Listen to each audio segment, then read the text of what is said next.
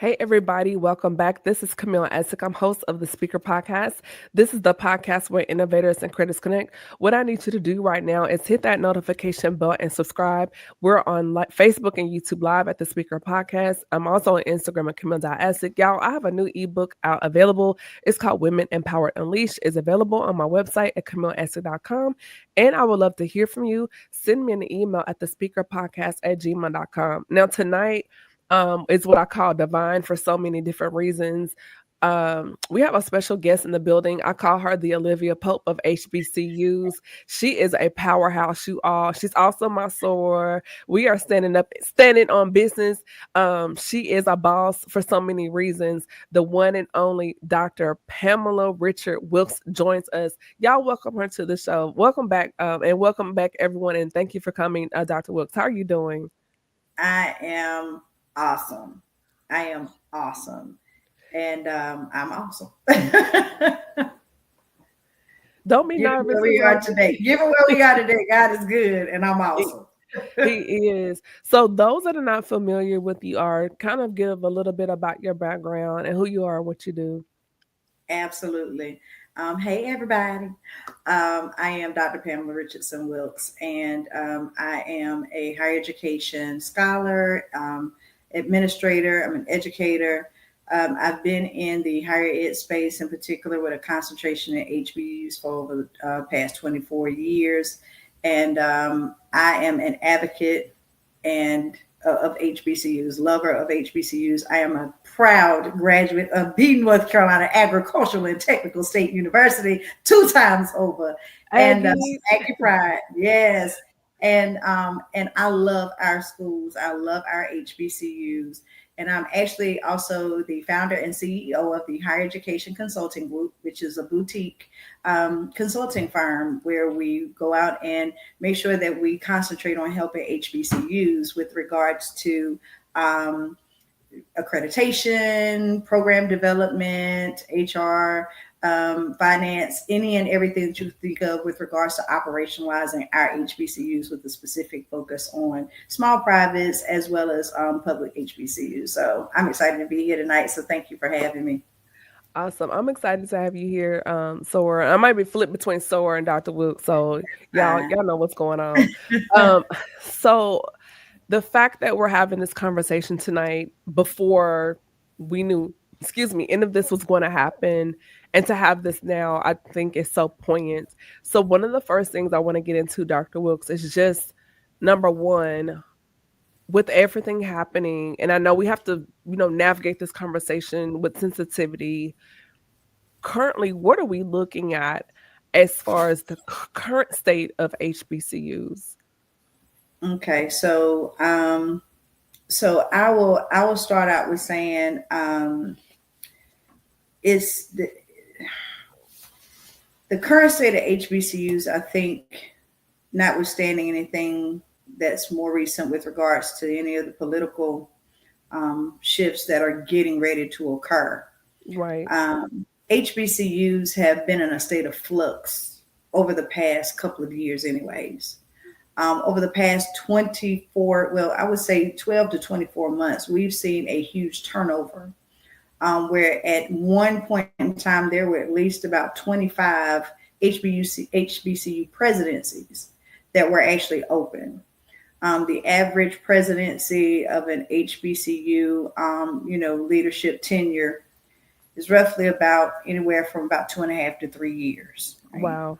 And so when you think about the turnover, when you think about leadership, when you think about all of the impacts that has on our institutions, it becomes critically important for us to make sure that we have leaders in place, that we have leadership teams in place, that we have people that are committed to the space, that are committed to the people, that are committed to the students, the faculty, the staff, our alumni, in order just to make sure that our schools are sustainable, and not just that they're sustainable, but that they're also vibrant and viable and not just surviving. And I think for the longest, some of our schools have just been more in survival mode and not just really thinking about sustainability from a broader concept.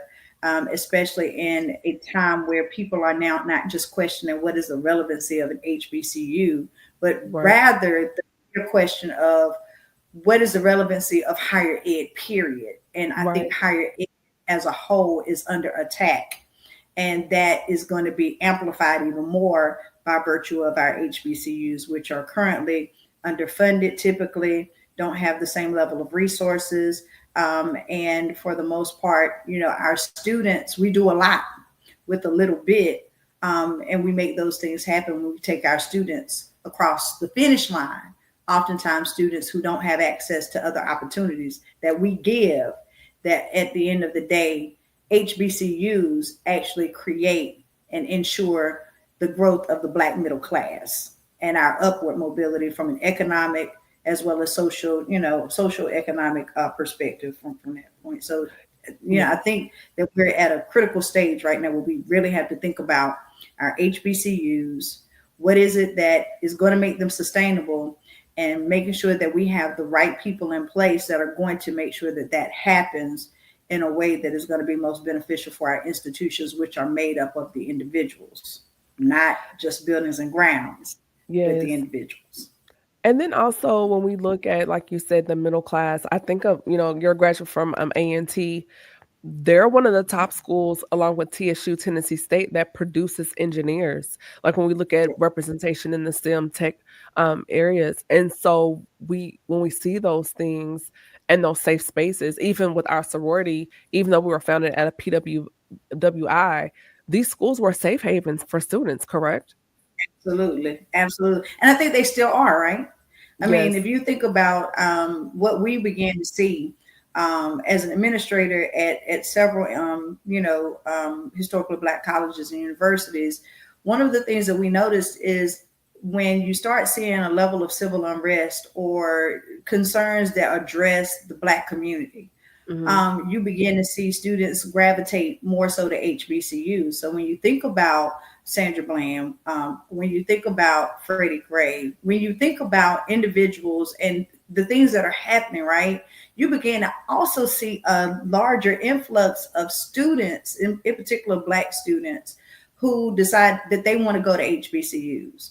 Um, the experience that you get is not necessarily about the party, right? It's not about Right. homecoming. It's not about those things. It is about when you go to the mall and you have an experience that is not necessarily an experience that makes you feel comfortable in your skin, right?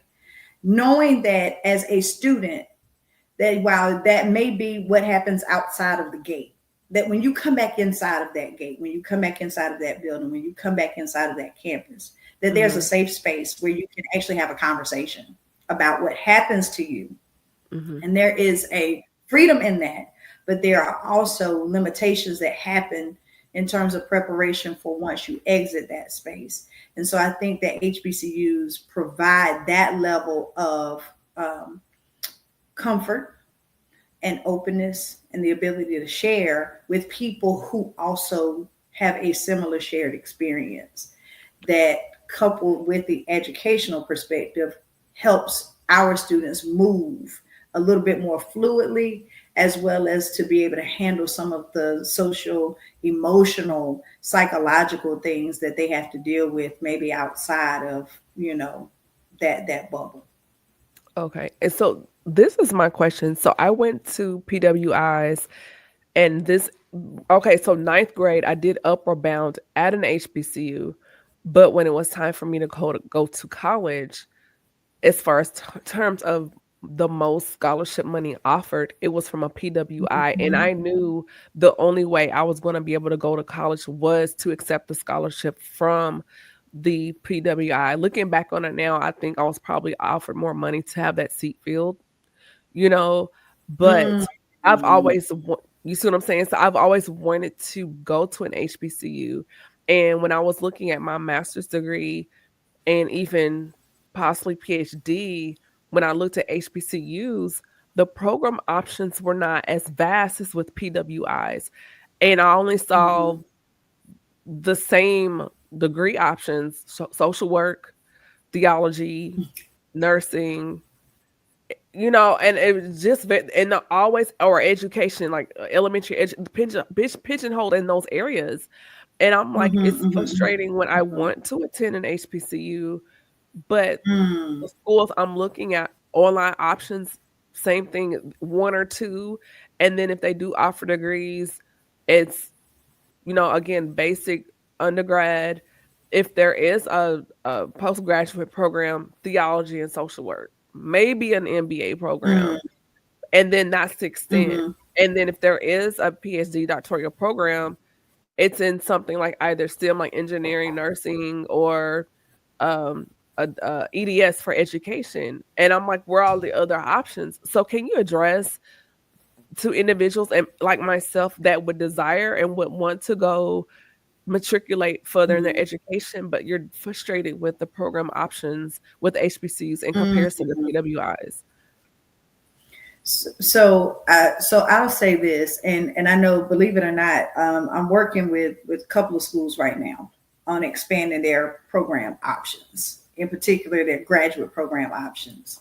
Okay. And what we're beginning to see is there are a lot more small private institutions that are moving towards moving beyond the baccalaureate level, right, into master's degrees, looking at options outside of those traditional options, because a lot of our institutions are still grounded in that historical context. When Okay. I say historical context, we're talking about the fact that most of our schools were founded as teachers' colleges, and most of them were founded for that purpose of teaching or going into ministry, unless you were a land grant like North Carolina A&T or like a Tennessee State that was pretty much founded, by the Morrill Act of 1890 for land grant, the second Morrill Act, where for the most part they were agricultural and mechanical in nature, right? Yeah. And so they're going to be STEM heavy, but most of our schools are liberal arts institutions. And so they're going to be focused on that. And I think that we concentrate a lot on the history. And now a lot of institutions are looking at what the market is asking for and how it is that they can cater to the market while at the same time making sure that they facilitate the students' needs. So you are going to see more programs come into effect. Certain programs cost more money to maintain than others. That's just a reality of the situation. If you have a small private institution that's resource challenged, and understanding there's a difference between a private institution and a public institution. Public institutions are funded by the state. That means that while appropriations may not be the same as some of like a flagship school, that they still get funding from the state. And those resources are there for those schools to expand, to grow. A small private institution is different. Those students, the tuition dollars drive what happens in terms of the operations of that school. And so you have to always be thinking about, I think most people don't think about institutions as businesses, right? But they are. And not only are they businesses, but you have a light bill, you still have phone bills, you have water, you have gas bill. It is literally not just paying for someone to teach a class.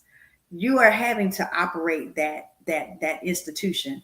And so as we think about programs and program development, what we want to do is be able to make sure that students have a job when they leave the institution, but also at the same time, we want to be able to still offer those traditional degrees and make sure that we have a need and that there's a want. What I always suggest to institutions is look at what your students are asking for and what is your market around where you are located, and how is it that you can marry the two so that you can present different types of programs that aren't offered anywhere else. What is your niche? What is it that you want to offer, and how is it that you can do that in a manner that's going to be sustainable and long term versus, you may not everybody needs to offer social work. Not everybody needs to offer engineering or STEM. Somebody needs to offer English. Why? Because right now I know one institution that is looking for 5 English faculty, 5 full-time English faculty members. English is a requirement to teach, but guess what? English faculty members don't make as much as a business person or STEM faculty. So that's the other part too. qualifying individuals, but making sure that you pay people their worth so that they'll want to be able to come into those spaces, and then create the pipeline through program offerings for those people.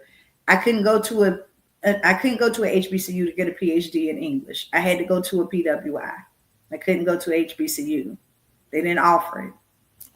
I know my alma mater now has gotten approved to offer a PhD in English, but they'll be one of the only ones in the United States that's able to do that. So I think we not only need to keep looking at STEM majors and that sort of thing, but what about English? What about math? And what can we do in order to facilitate as HBCUs the workforce to be able to pay individuals to be qualified to be in those positions and spaces and places? I think we have an obligation to do that too, so that people will want to be in those spaces and places.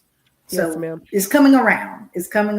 And you'll start to see more and more schools starting to offer master's degree programs and PhDs, EDDs, DBAs, all of the D's, right?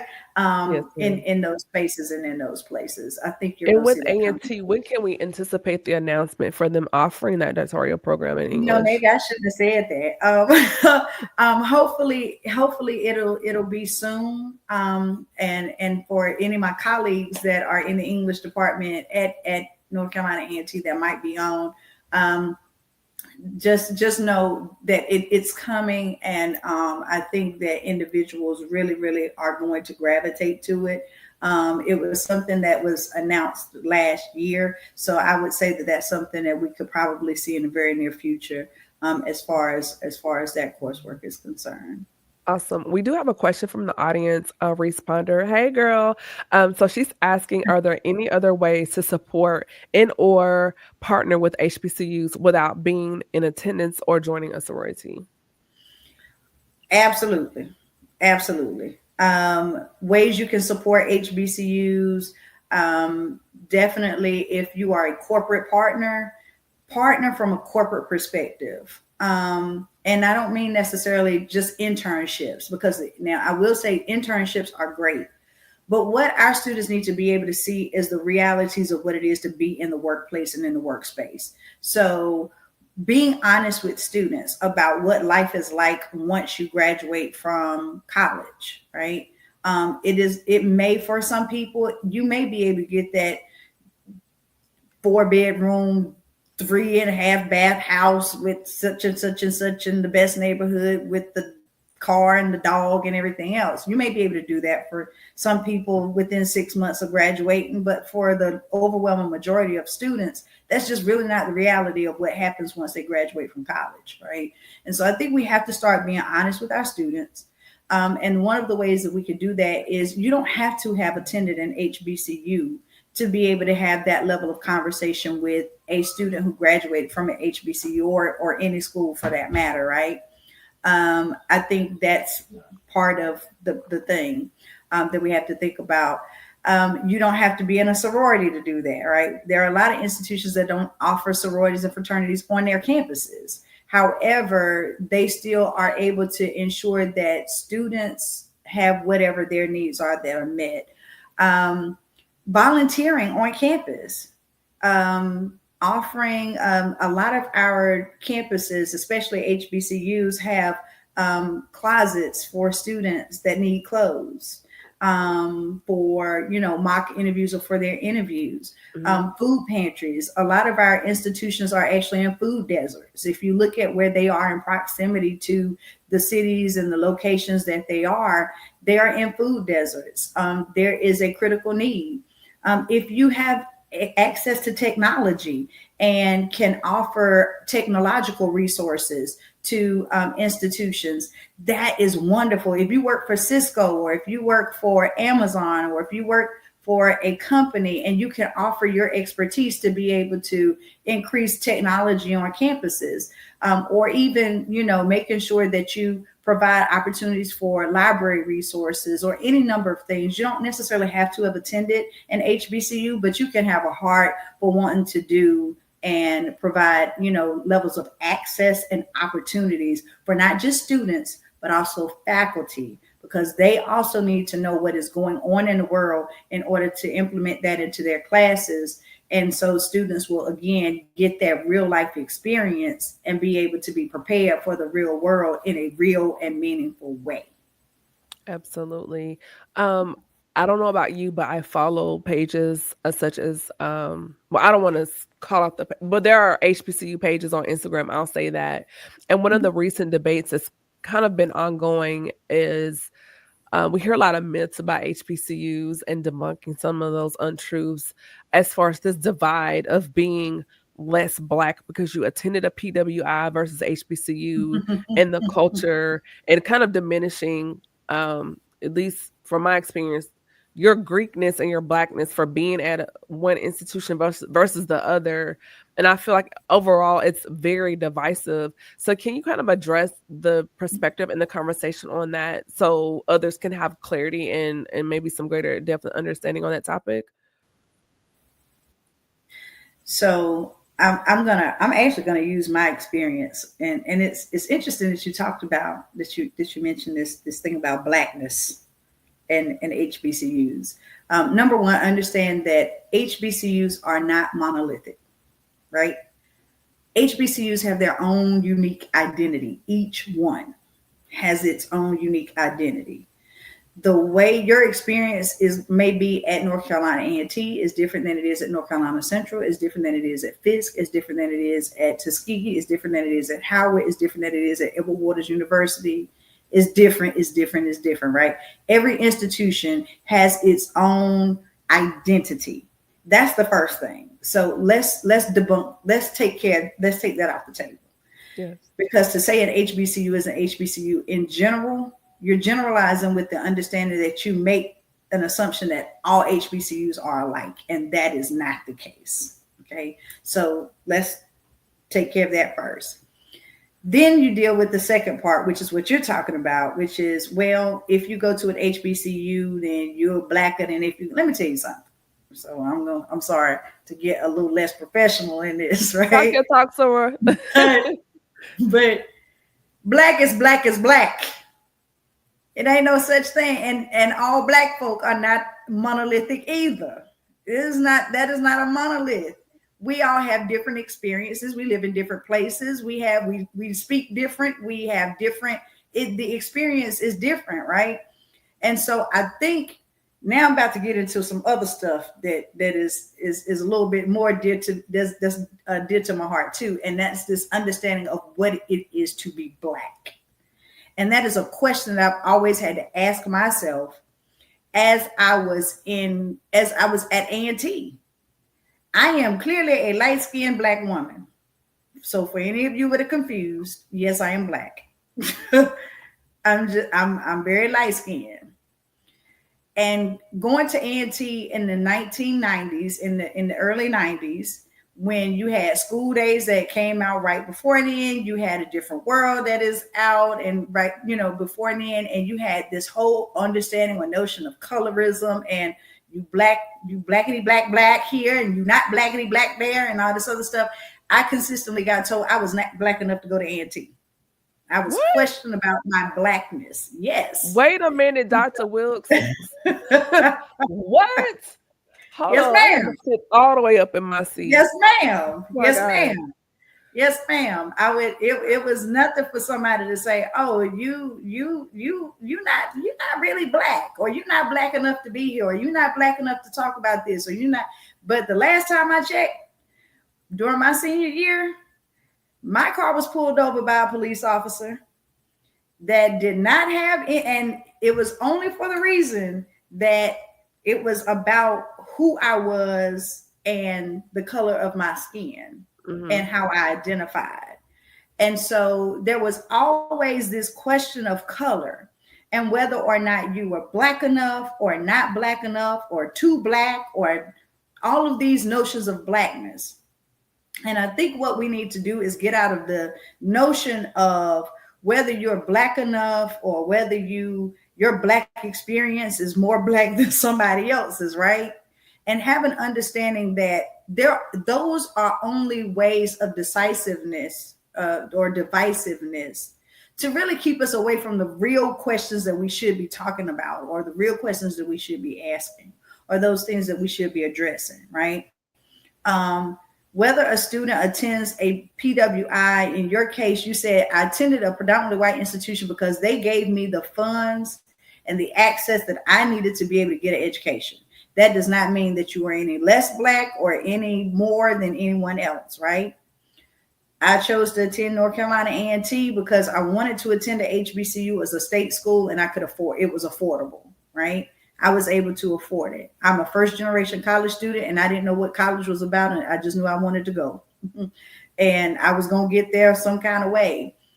But what I mean in all of that is, this understanding of qualifying what that means. And at the end of the day, who does it satisfy to qualify what Black is, right? Who wants to know, and why is it important? So to really kind of get back to the crux of your question, I'll say, I don't think it's an understanding of you being less Black if you didn't attend a HBCU, or you being more Black if you did, right? I attended one, and I still have people that are shocked just because of the way I look, right? Until I open up my mouth and I speak, and they say, well, what are you, or what you is? And I say, I'm a Black woman. And they say, oh, I knew that. I knew it, because they're so, those are still the things ignorant right now. But those are the things in 2024 that I still have to deal with, right? That psychologically created spaces and places for me to be uncomfortable in my skin amongst even my own people. So I do think, however, that there is a divisiveness, however, in that has always been consistent historically within the Black community, to create division in order to avoid a level of cohesiveness, and in order for us to get away from being able to create a unified front on specific issues that are really pertinent to the Black community. And, again, at the end of the day, whether you attend a HBCU, whether you attend a PWI, as long as you do something that gives back as a citizen, that is going to be conducive to you making a difference and a change, not only in your life, but in the lives of someone else, your family, your friends. As long as you are doing that in a way that is positively motivating and not denigrating to someone else because of their choice, then that's what matters. And we got to get out of this notion, because, again, we have bigger fish to fry that have nothing to do with how light you are and how dark you are, how Black you are and how Black you ain't.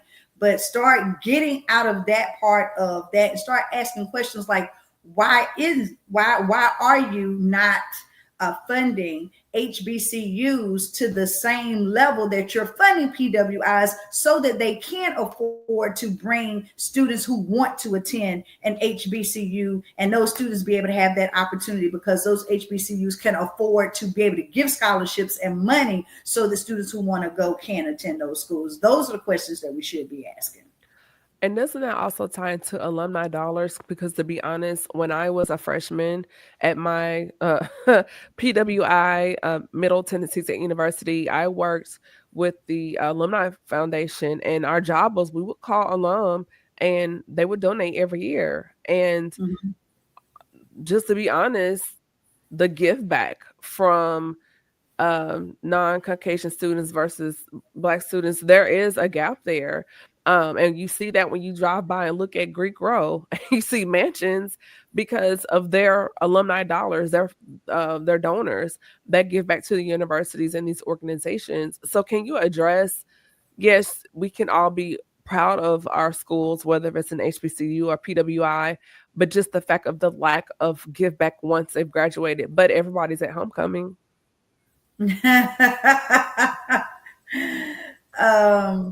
It is so interesting. So there are some institutions where, like, alumni giving is like really high and it's really good, right? And then you have some not so good. I think you have to look at the individual circumstance and situation of what's going on. And I'm going to use this as an example. let's say I'm a student, I graduated, and let's say it's $20,000 a year for me to attend an institution. That is, and it's, let's say I graduate in 4 years. By the way, average time to graduate is 5. United States government calculates it as 6. So as long as you can graduate between 4 and 6 years, you're on point, you're on task. So let's say you take 5 years to graduate at $20,000, that's $100,000. Let's say you took out student loans, you have to pay that back within 6 months of graduating. So you have that debt that you're already incurring as you're in school. And most of our students, they will take out the maximum amount in order to be able to get a refund check or to get some level of refund, because that refund is not necessarily helping just that student. For some students, they may be sending that money back home because there's a need of where they came from versus where they are. And I'm talking about kind of extreme circumstances. So let's say that student is kind of utilizing that to also help those situations. So now I have $100,000 in debt that I owe in some kind of way, shape, form, or fashion. And let's say I'm majoring and I can't get a job in my field per se within the first 6 months because I didn't do any internships. I didn't do anything while I was in school. I had a good time. I just didn't do anything that would have given me some level of experience. Or even if I did, the average salary coming out of college, that student may make 40, 50, 60. They're not going to make a 6-figure salary coming out of college. And so I know I'll use the city of Charlotte as a prime example. My son attended UNC Charlotte, was thinking about trying to get an apartment in Charlotte, and he couldn't afford it. Not on his salary. He had a salary. He was making $45,000 in salary, but rent for a 1-bedroom apartment in a decent neighborhood was almost $2,000 a month, plus a car payment, plus gas, plus insurance, plus, and plus, and plus. And when you start plussing things together, by the time it's all said and done, a student a graduate literally can barely afford to feed themselves and get themselves to work. And now you want them to give back to the institution. So if I don't have anything to give to my own household, I can't give back to my alma mater no matter how much I want to do it. So what does all of that mean? Excuse me. I think that one of the things we have to also think about is not just the input of our schools and the students that we're bringing in, and the fact that we can accept students, we give access. It's one of the wonderful things about HBCUs is that we provide access to students who want to be able to attend. But I think along that path, we also need to be providing opportunities for financial literacy, financial education, not necessarily literacy, because you can have the money, but do you know what to do with it in order to be able to not just survive yourself, but also thrive and be able to give back so that somebody else can give. But if you don't have it to give, you can't give it back. And I think for a lot of our students or a lot of our alums, I think that that's the space that they're in. They're just trying to make ends meet on a regular, everyday basis. I don't think it's that they don't want to give back. I think a lot of them want to. I think that they just don't. What I advise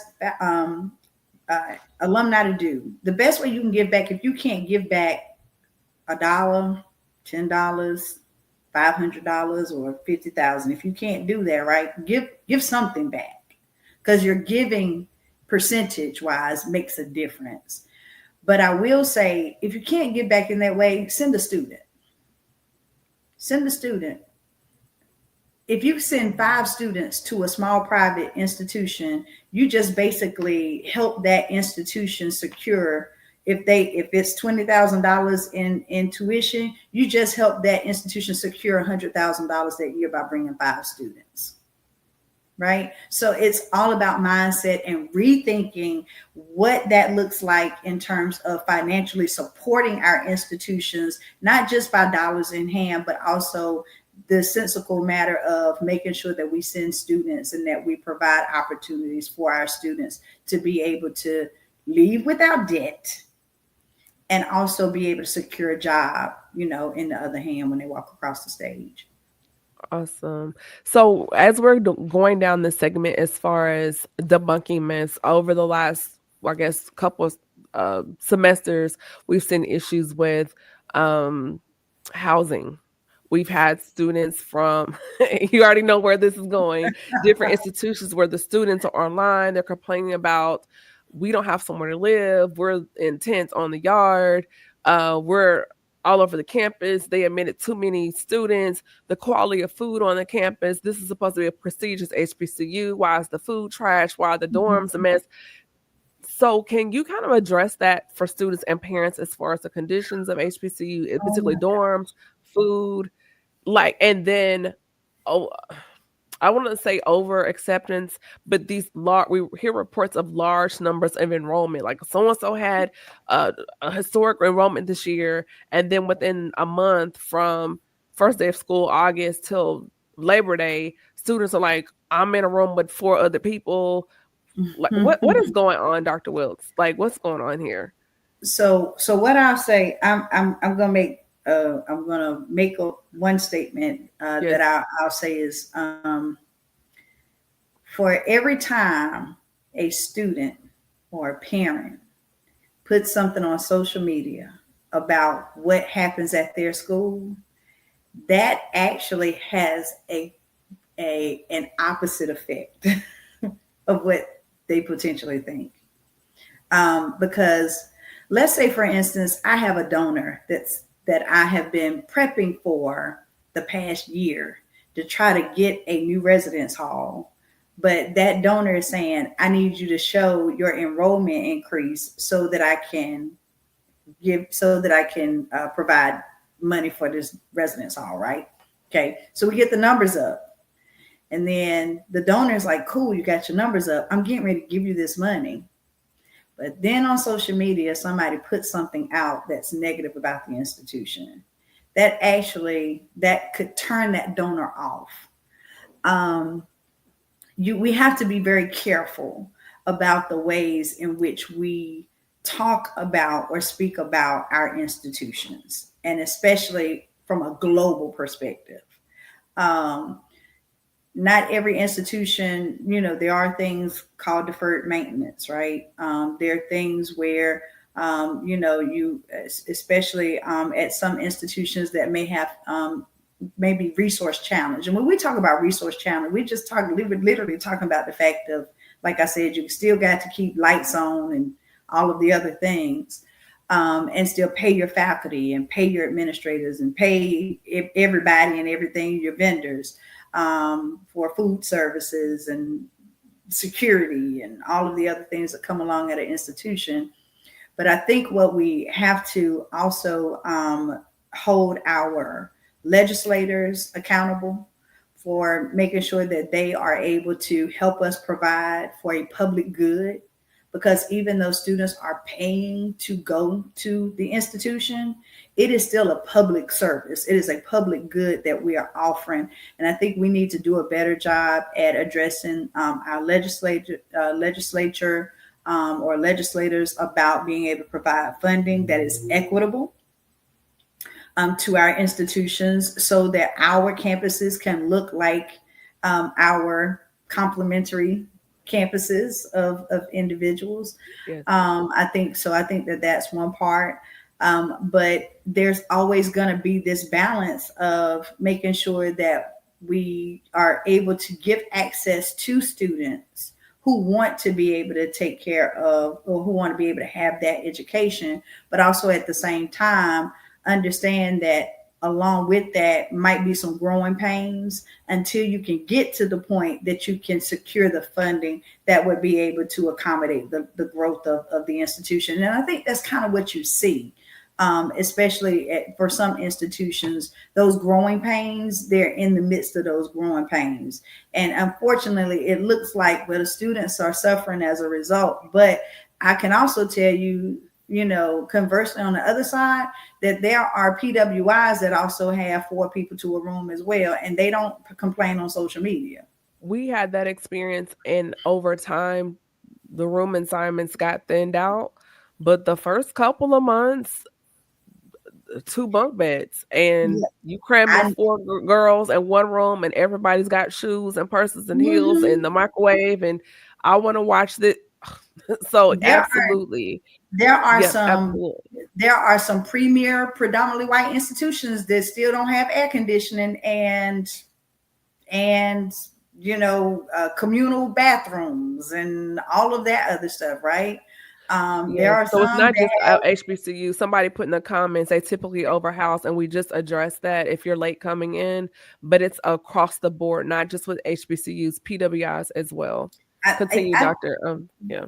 and I think the one thing that we have to also look at is melt, right? Because eventually you also know that to address the overhousing kind of component, if an institution, and again, it's not every institution, but if that's an institution that does that, it's also with an understanding that you're also going to have what's called melt. You're going to have a certain number of students that are going to eventually they're going to withdraw from the institution. They are typically in the spring. You have a melt that occurs either from students who graduate in the fall to the spring, and those different types of things. And so when you count all of that, or you take all of that into consideration, you still have to have a certain number of students in order to make your budget work. That's just a part of the business of academics and higher ed. But I think when you look at all of those things combined, you look at trend data, you look at all of the other things, I think for the most part, our institutions and the leadership at our institutions are really trying their best to make sure that the institution stays stable. And we hope that in that process, as you think about growing pains, as you think about the other things that come along, that our students would respect the institutions that are there enough to say, hey, let's keep business in house. If I got some stuff going on in my own house, I'm not gonna go out there and broadcast it on social media, because while you may eventually forgive, the world will not. While you may eventually forget, you're gonna end up with a degree, but how are you devaluing that degree by talking, negatively about your institution that eventually you're gonna have all 3, 4, 5, 6, 7, 8 of your names on, and Yeah. are going to be looking for a position or a job with that degree. So don't devalue the degree. What I say is, if there's a complaint, go through the systems and the processes at the institution to be able to do that. And don't just take it to social media, because social media is unforgiving, where the institution, if they don't, most of the time, they may not even know it's a problem until it's too late. But if you just talk to people, sometimes, more than likely, there's somebody on that campus that's going to be able to help. And if nothing else, that's the role of the president. At the end Also, of the day. I've seen where some um, organizations in the private and corporate sector, when they see an HBCU name on a degree, they'll ask, "Well, I've never heard of the school. What's it?" And you say HBCU, they don't say anything, but in their mind, it's like, you know.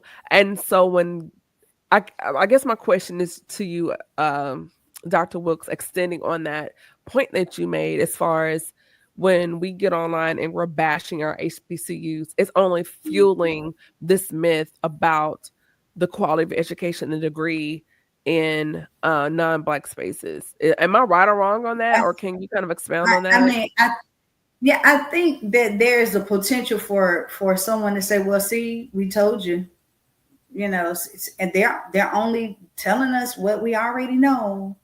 They don't have this, they don't have that. They're speaking negatively, whatever. I think we have to be careful about how we speak about what we speak, especially when there are already negative connotations that come along with being at a HBCU. Mhm. And we can't feed into that automatically. But one of the things that I'll say, and at least for me, and I can say this, and it may not be the case, because I know things are different for everyone. Right. Um, I've never heard anybody say, well, I'm not going to hire you because you went to a HBCU. I think that they're a little too smart to hopefully, to say something like that, right? Right. I've heard people make statements, maybe, oh, I've never heard of A&T. Oh, you haven't? Well, let me tell you about it. And that's typically that's how I respond. Same place for everywhere that I've worked. Oh, you've never heard about Coppin State University? Let me tell you about Coppin State. Oh, you've never heard about Edward Waters University? Let me tell you about Edward Waters. Oh, you've never heard about Mississippi State? I've worked at 7 HBCUs, and let me tell you something. Every time somebody comes, they say, I've never heard. Well, let me tell you about it. I think we need to start speaking positive life over our HBCUs and not necessarily and countering the negative. If someone says or does something, there are plenty of, again, PWIs I've never heard of. I get notices from them, hey, they're hiring. And I've never heard of that small institution or big institution or what have you. I think it is speaking life and countering the negative comments that come along with that. And that then we need to do one of the individuals, so the viewers a minute ago asked, what can I do even if I didn't attend an HBCU? You can speak life. Go visit one. Go to a basketball game. Go to a football game. You don't have to just go to homecoming. Go eat. You can go eat lunch. And talk to the students. I know maybe sometimes you might have to get some permission for some of that, right? Right. But I think there are ways that you can speak life so that people speak positively about it in your workplace, or in the workplace. Go to local events. Town and gown events are important for people to know your institution and what you're doing. Go to, some of these galas or the different things that are happening around your city or in your state. Go talk to your local legislators, or to your state or to your senators. Like, speak life and positivity and start to advocate for institutions so that you won't have a student that's complaining about something online, but rather they can speak positively about the experience versus, I'm in a room with 4 students, because again, there are some institutions in the state of North Carolina that don't have an overcrowding issue, but they still have 4 students in a room just because that's the way that they've always done things traditionally. But again, those students don't complain. So wow. And just turning the corner in our last segment, first of all, you are dropping some major gems, Dr. Wilks, and I really appreciate you. One of the things I do want to ask you, as far as we're looking right now, the last 48 hours as a collective, we've kind of been doing this inhale, deep exhale. And there's like a selah that's hit the culture in a way we've never seen before. So when we are looking at preserving the future of HBCUs, over the last couple of years, we've seen what I call the gentrification of HBCUs with enrollment. So what are we looking at? I'm going there. You say that again. The gentrification of HBCUs with enrollment. I said that with my full chest. The envisioning the future of HBCUs and empowering the next generation. What are we looking at when we're looking at the state and the future and preservation of our HBCUs? So one of the things that I'll say is, it's funny that you use the word gentrification of our HBCUs. I was being nice. So one of the things what I'll say is this, because it's a statement that we know to be true, and for most people who are in leadership at HBCUs, we want to diversify our campuses. We want campuses, and I'm asking this because we were not allowed. So HBCUs historically, in terms from a historical perspective, have never said that anyone other than Black students can't attend. Okay, so HBCUs have always been open to everyone.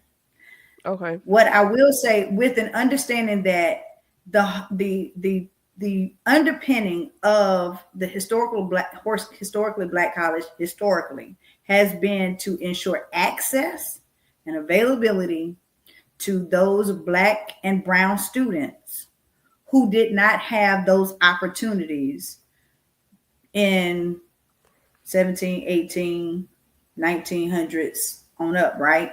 Right. So we understand that.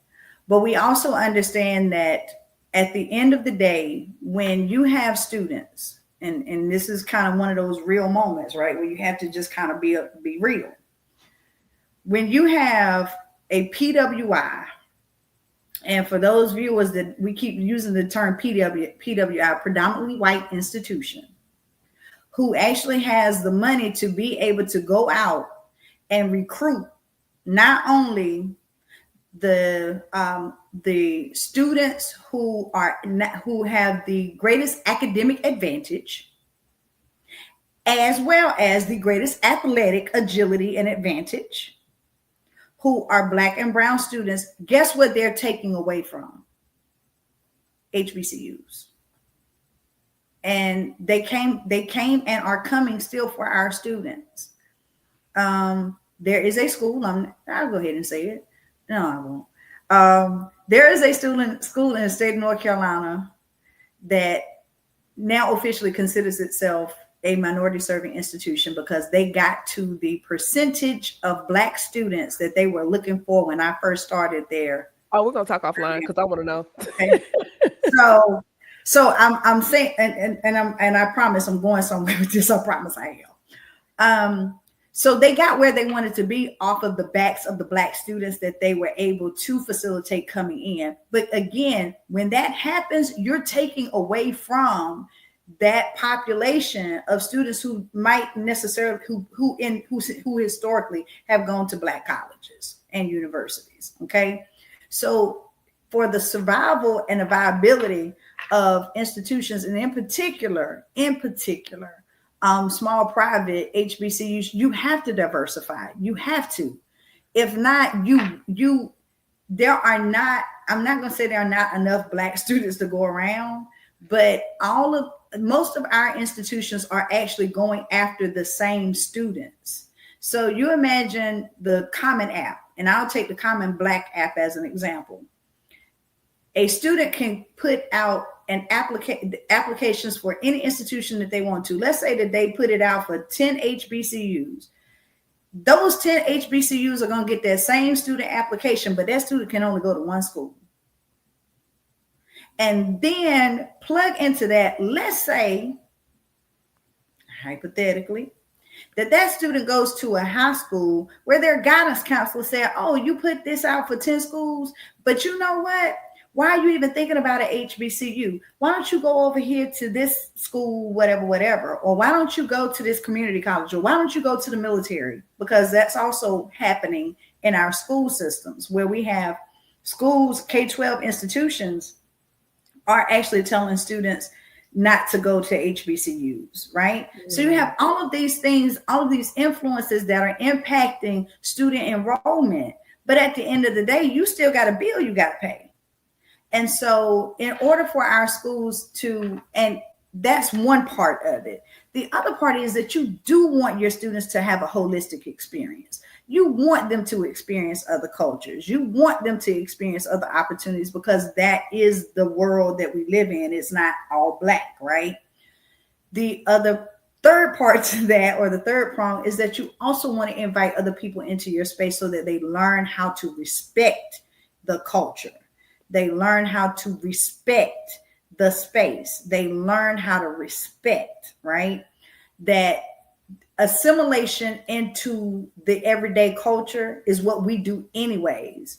But for HBCUs, there is that space and that place where I'm not having to assimilate into who you are. You get to come into my space and I get to determine how exactly you understand who I am as a person, as a Black person in this country.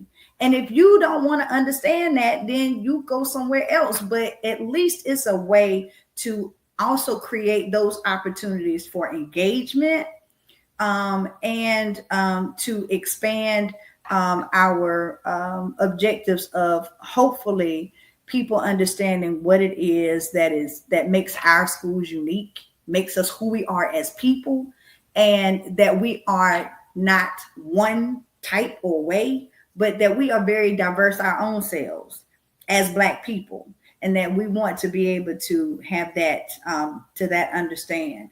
And that question that came up, what can we do to compete? Before That's a you part of answer that, I wanna kind of rebut that just a little bit. it. So Yeah, I hear what you're saying, Dr. Wilkes, but I kind of want to play devil's advocate with this for a moment, yeah. only because I do understand what you're saying. However, that can still come to the schools, playing the band, gentrify the D9, and turn around, vote another way, and still won't hire you. Number two, there's a pending case right now at Howard University where they allowed someone into the School of Law, and I'm pretty sure you're aware of this case. And I know someone that was in class with this person antagonizing the students with racial harassment. The students complained to the president. The president, from what I was told by the student, did nothing. The student was then removed or expelled from university for violating the character code of conduct. And so then this student is now suing Howard University for discrimination, although they are the perpetrator of the crime. And then during a town hall meeting, from what I was told by said student, I won't say their name, they came in with a news reporter from a particular very conservative network. So we're allowing people in spaces that are supposed to be safe for our communities, but now, even though the lawsuit pending is at a low amount, it's going to set a legal precedence that even if the person is wrong, is the possibility the school may still pay the student out to shut them up, and could open the door for the bleeding of HBCUs with similar cases. So that's why I'm putting this question out here, because I do hear what you're saying, but then I'm looking at backlash and potential backlash, i.e., particularly right now with Howard University, with them opening the doors for, air quotes, as you stated, diversity, and now it's kind of bit them in the butt. And so I just wondered, long term, considering what we're dealing with and we're experiencing within the last 24 hours, will that set the domino for other situations like that on campuses of HBCUs? I'll make the statement, and I'll say, and again, if for our purposes, right? Everything is alleged. But Allegedly, the student did this. allegedly. But what I'll say is this: as we think about, any student has a right to do whatever they do, right? In terms of, we have a right to, you have a right to sue, a right to whatever. What I don't want is for what one student chooses to do impact the overall goal and mission of our institutions, which is really there to enlighten and empower, right? And one student's actions, right? What I don't want to eventually happen is that we take the actions or potential or alleged actions of one student and make application to that as a whole. I think that as we think about ways in which we educate, that HBCUs have always done a good job at not just educating from the book perspective, but we've always educated in all of these other different spectrum, right? Across in all of these different ways. And so when you talk about HBCUs and the HBCU experience, it's not just what you get out of the book. It is what the class, the room without walls, right, teaches you when you're in the cafeteria, or when you're in the classroom, or when you're on the yard. And so what I don't want us to do is for one student's actions to, perpetuate what we think is probably may happen. But I think we can take it as a learning experience and a teachable moment, and how it is that we can continue open conversations, open dialogue, when when there are various individuals in the space who all have different backgrounds, because the same way that student could do that, you could have a disabled student do the same thing, right? Before not being recognized for their disability. Or you can have a female student say something about not being allowed to do something in a specific way. So what I don't want for us as HBCUs to get hung up on is the very thing that some of our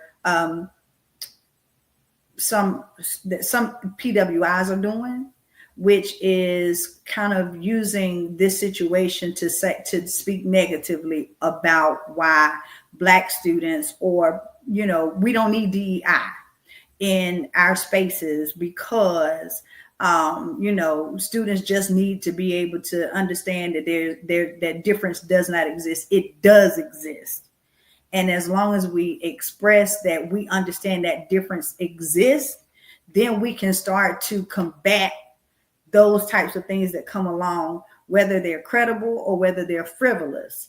And that we can only trust that as institutions that we stand on what we know we do as an institution to be true. And all that other stuff can play out, because it's always going to be somebody with a complaint. It's always going to be somebody saying they're going to sue the school for something. And sometimes it don't have nothing to do with race or anything, right?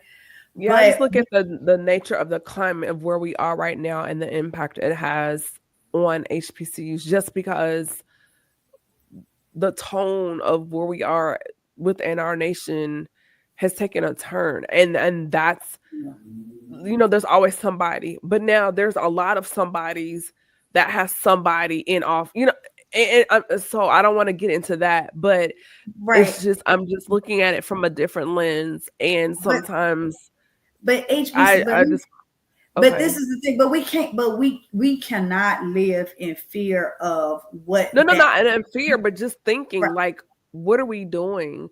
And those that founded institutions, or even the D9, honestly, what would they have to say about the decisions being made now in those areas? And so I know we probably can't get into all that, right?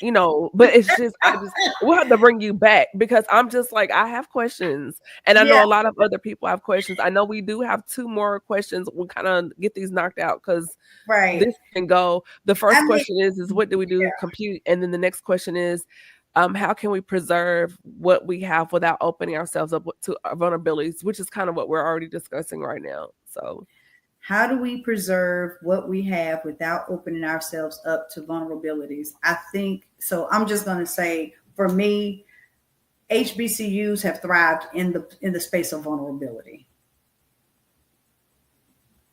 It's who we are. It's the DNA, because it's who we are as a culture. Understanding that you have to be vulnerable to a certain extent in order to be able to make things happen, because people have to be able to see your truth, no matter what that is. They have to be able to see it in order to understand it, to be able to get, because you can't ask for help in one hand, right? Or on one side say, I need your help to be able to get this done or to accomplish what I need, but I can't tell you what that entails, right? It's both and. So I think one of the things about who we are is always still going back to why our institutions existed in the first place. And that is to allow access and opportunities to students who want the opportunity and could not get it. Most of our HBCUs, let's just be the HBCUs allow opportunities for students who otherwise wouldn't be able to go to some of the schools that they would have wanted to go to. Now let's just be honest and real about that situation.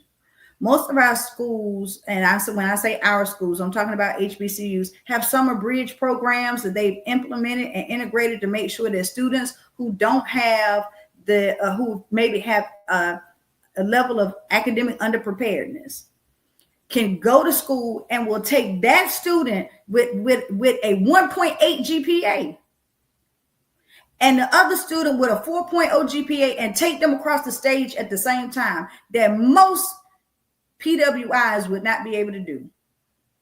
One of my former presidents used to make that statement all the time. Go ahead and I'll go ahead and say his name. I'll go ahead and say it. Anthony Jenkins at Coppin State University used to say that all the time.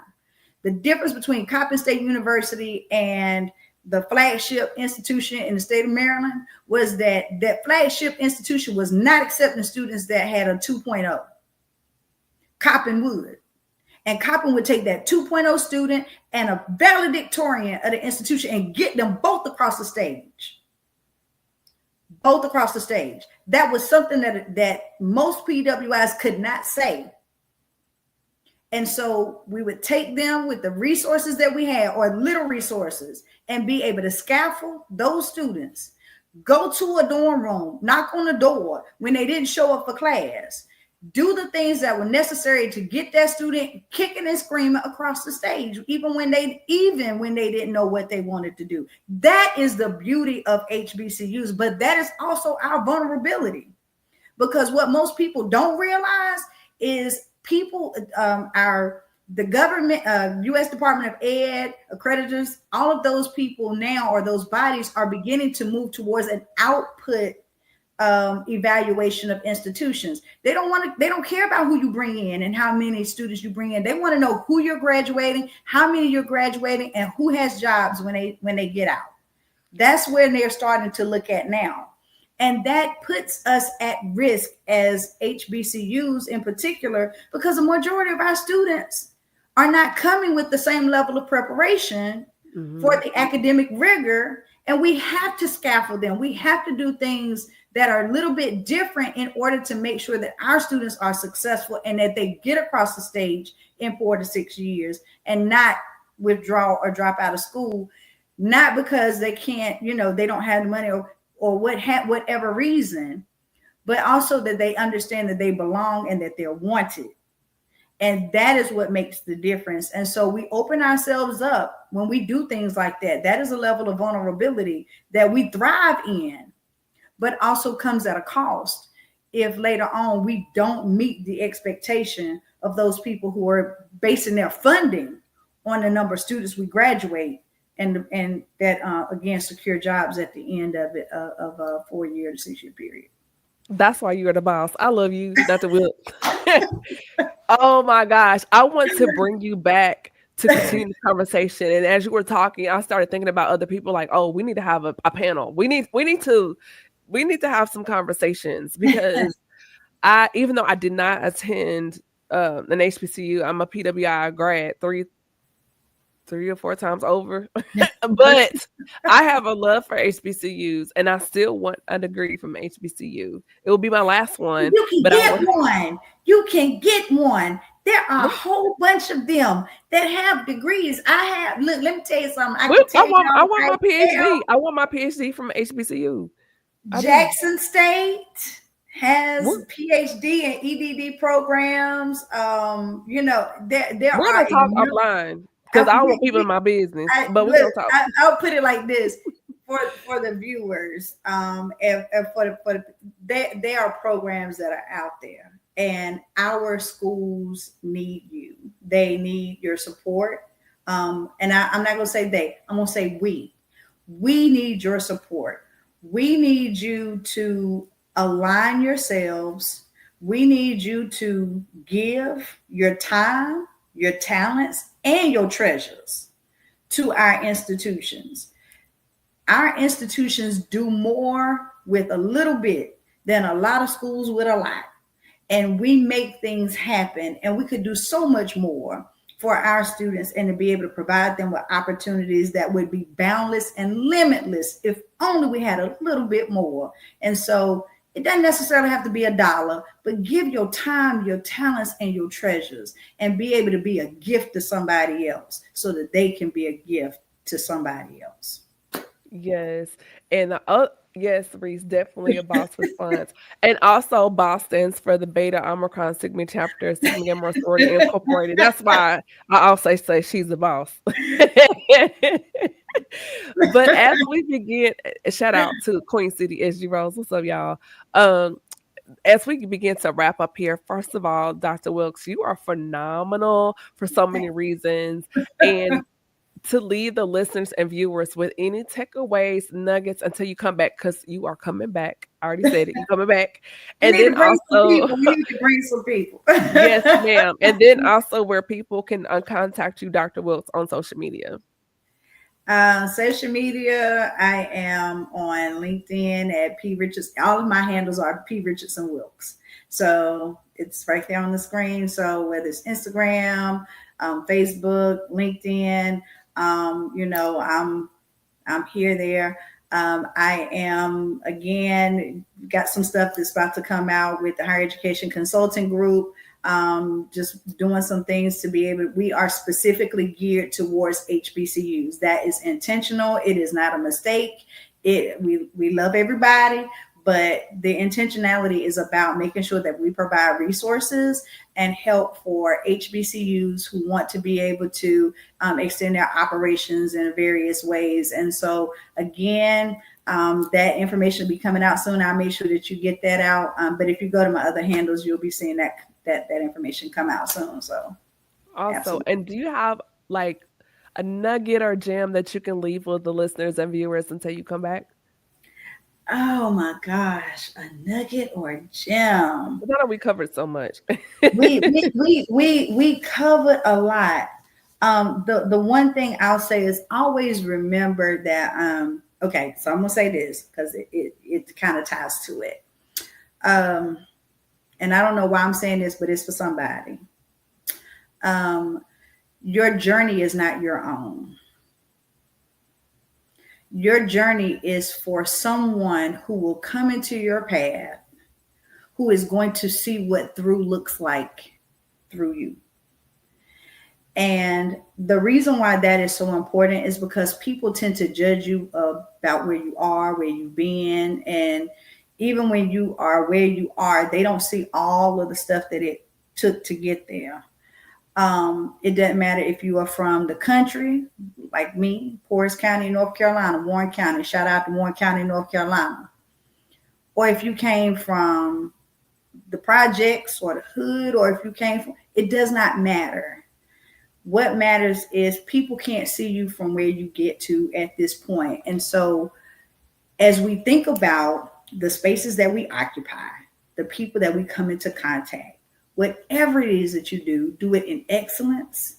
Do it with an understanding that people will never understand what it took for you to get to where you are. They just get to see this part. And that at the end of the day, if we don't speak up for ourselves, if we don't understand and think back to all of the stuff that got us to this point, whether it's through our institutions, our personal life, or whatever it else, we will always be doomed to repeat it. And that is what is most critical at this particular juncture and time in our history, is that we have to continue to go back and look. Our schools are important for a very, very, very, very critical reason. And they're going to become even more important. And we always have to look back in order to be able to move forward in the right way and in the right direction, with an understanding that we got to go through in order to get to where we need to get to.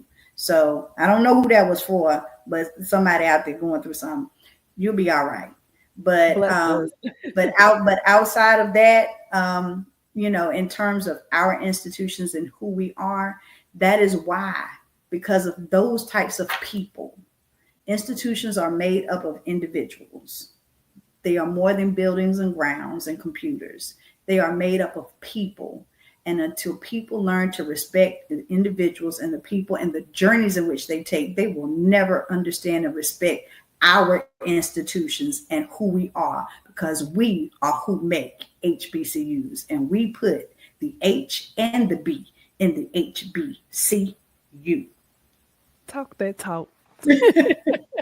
Thank you so much, Dr. Wilkes. Sit tight. Everybody, I hope that you got something from this conversation. If you missed the live, be sure to catch the replay. This is Camille Essick, host of the Speaker Podcast, the podcast where innovators and critics connect. And y'all will be back next week with my brother and friend, PR marketing guru of the CIAA, the Derek D. Ross. It's back. We're excited to have Derek here. He's a very good friend of mine. And y'all be blessed, y'all. Be safe. Take care of your mental health. If it gets crazy and you're like you can't take it, log out. Y'all be blessed. Thank you. Hold on, Dr. Wilkes. Y'all be blessed. Good night. Right. Bye, everybody.